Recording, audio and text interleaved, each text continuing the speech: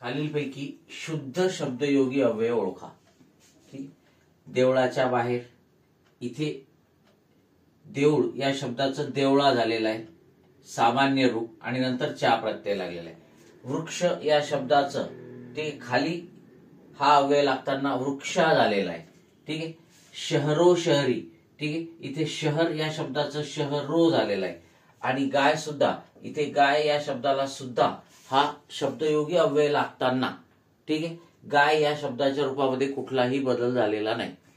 मित्रांनो, एक गोष्ट लक्षात घ्या, जर एखाद्या नामाला किंवा सर्वनामाला एखादा शब्दयोगी अव्यय लागताना त्याचं सामान्य रूप होत नसेल तर त्या शब्दयोगी अव्ययाला आपण शुद्ध शब्दयोगी अव्यय म्हणतो.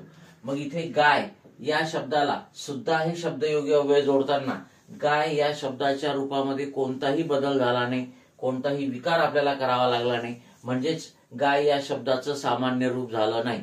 आणि मग असं सामान्य रूप जर होत नसेल शब्दयोगी अव्यय लावताना तर त्याला आपण शुद्ध शब्दयोगी अव्यय म्हणतो. आणि हे आपलं उत्तर आहे.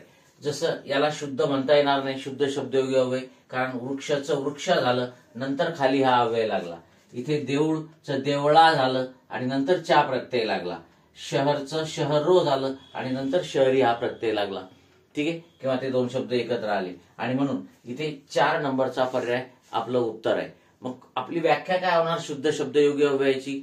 नामाला किंवा सर्वनामाला शब्दयोगी अव्यय लागत असताना जर त्या नामाचे किंवा सर्वनामाचे सामान्य रूप होत नसेल, म्हणजेच त्या नामाच्या रूपामध्ये कोणताही विकार किंवा बदल होत नसेल, तर त्या लागणाऱ्या शब्दयोगी अव्ययाला आपण शुद्ध शब्दयोगी अव्यय म्हणतो. Okay, yes.